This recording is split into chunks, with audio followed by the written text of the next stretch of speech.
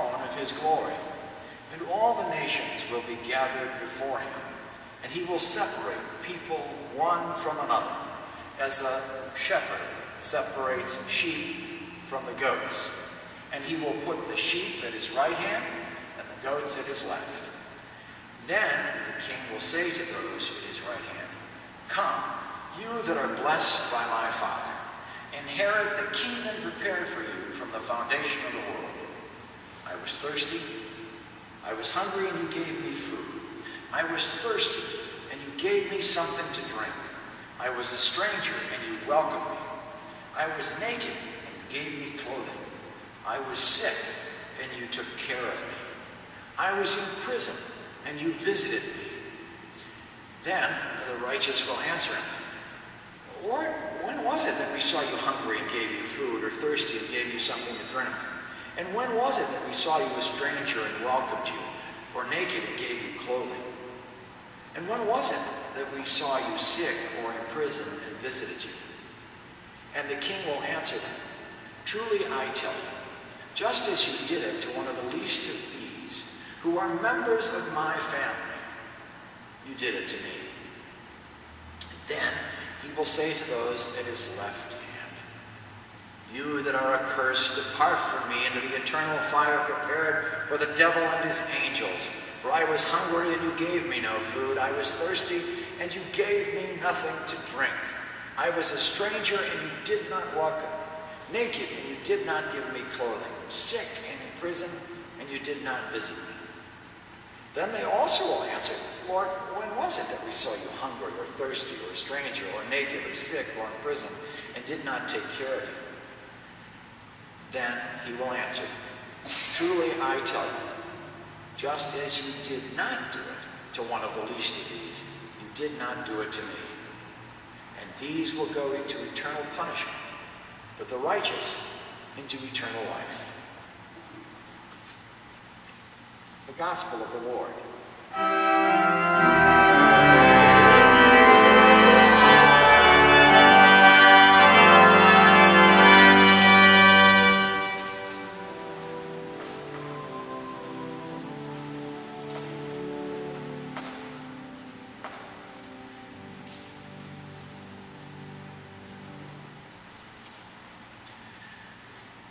Have you ever had someone come up to you and thank you for doing something kind for them and not be able to remember what it was you did? I find it one of the oddest sensations in the world. Your chest swells with pride that you did something nice for somebody, while at the same time, you feel a little stupid because you can't remember it.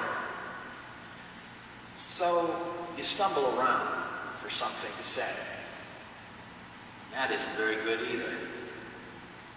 You can very well respond to their "it was so kind of you" with a "yes it was, wasn't it?" But that seems like you're patting yourself on your back. "It was nothing" diminishes their compliment. "Think nothing of it" comes a little closer. "Anybody would have done the same" shows, I think, an appropriate amount of humility. Personally, I always try to avoid "it was my pleasure." That works if it turns out they're talking about attending the marriage of their daughter, but falls completely flat if you then discover they're thanking you for what you said to them at the funeral of their spouse. The response that I think works best is to express surprise, which is genuine because you really can't remember it all, and say, "How kind of you to remember."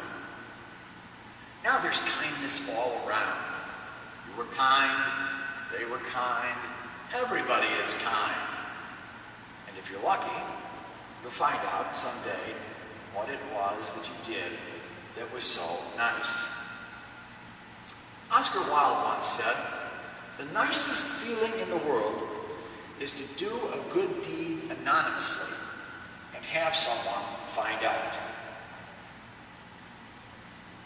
us onto something, because while there are some of us who can barely remember what we did last evening, there are some people who never do anything unless they can be noticed.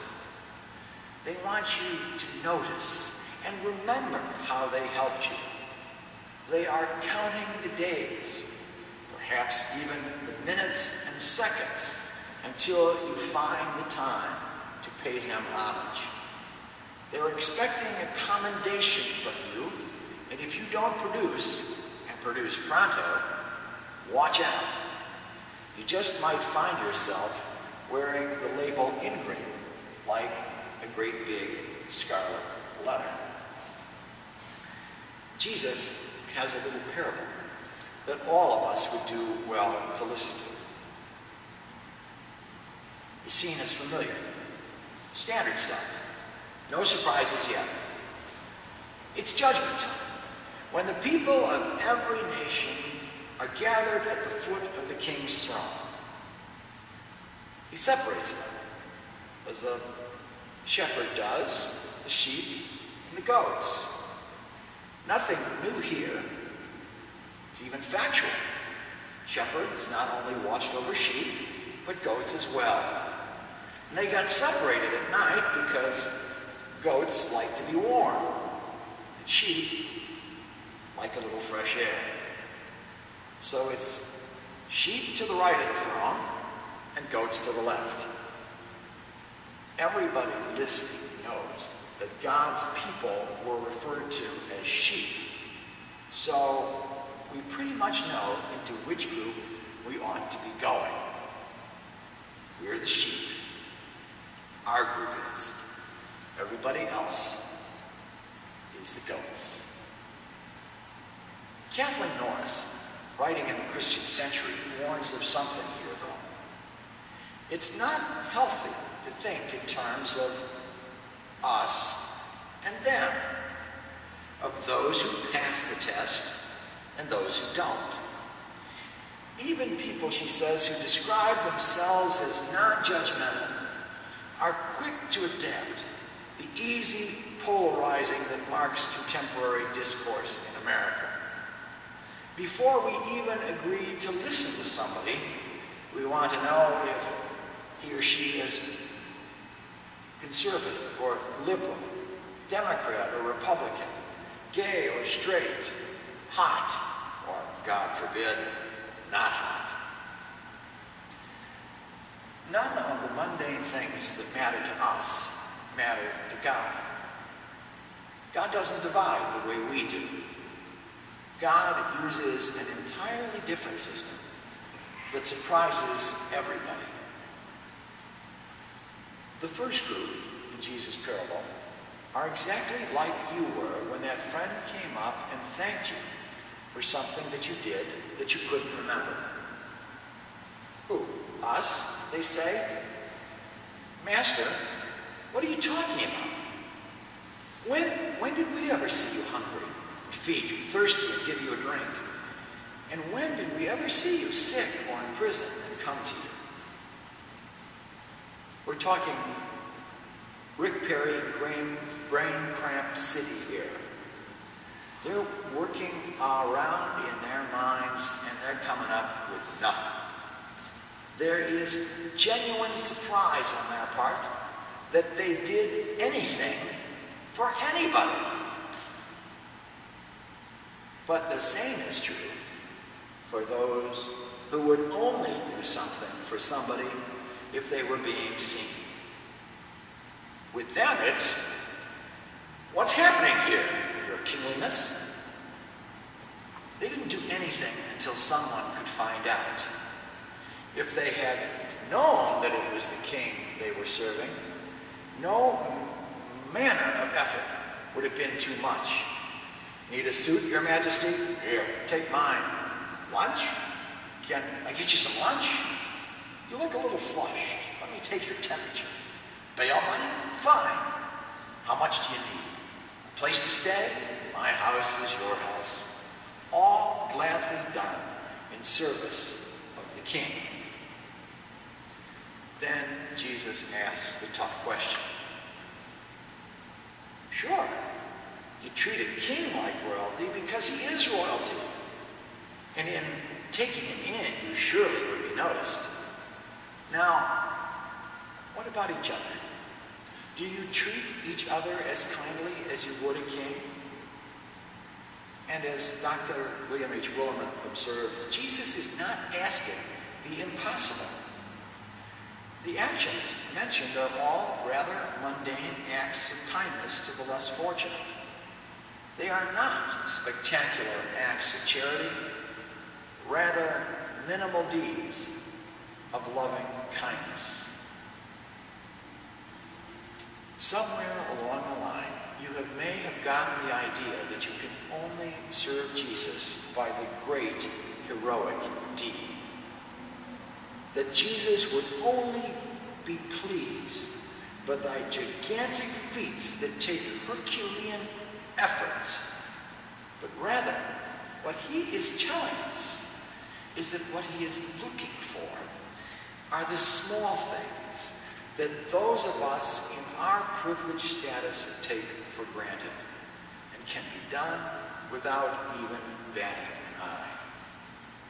Small things, like a visit to a friend who is down, a cup of cool, clean water, a hot meal to someone who needs one, a coat for someone who does not have one. Jesus is not asking much. All he is asking is when you see somebody in need, you do something. The Cathedral Church of Saints Peter and Paul, the National Cathedral in Washington, reopened yesterday after being significantly damaged in the earthquake that struck the East Coast last October 23rd. I watched a little of their webcast, and while there is still some evidence of damage, at one point even their majestic organ gave out during the service, you could still see what Episcopal priest Dr. Barbara Brown Taylor described when she visited the place. To see the high altar, she said, you have to travel past all the monuments of the faith, past all the memorials to human achievement and long-gone saints. And only after taking that long walk do you arrive where Jesus sits on his throne, accompanied by a whole company of heaven as he balances the round earth in the palm of his hand like a ripe fruit. According to the cathedral website, there are 110 carved figures surrounding the central figure of Christ on the cathedral altar, representing the glorious company of saints, prophets, martyrs, angels, and faithful Christians. Then, the stonemasons preached a little sermon for us, because within the circle closest to Jesus are not big-name heroes of the faith that we might expect, but rather images of some individuals, unnamed and unknown, tending the sick, clothing the naked, visiting the imprisoned, feeding the hungry. The message is clear. The closest ones to the one who holds the whole world in the palm of his hands are those who have daily done the little things in his service. And so the surprised saints ask again as they are ushered into the joy of Christ's kingdom. And when was it that we saw you a stranger and welcomed you, or naked and gave you clothing? And when was it that we saw you sick or in prison and visited you? And the king will answer, truly I tell you, just as you did it to one of the least of these who are members of my family, you did it to me. Come, inherit prepared for you. May all of us have the same surprise.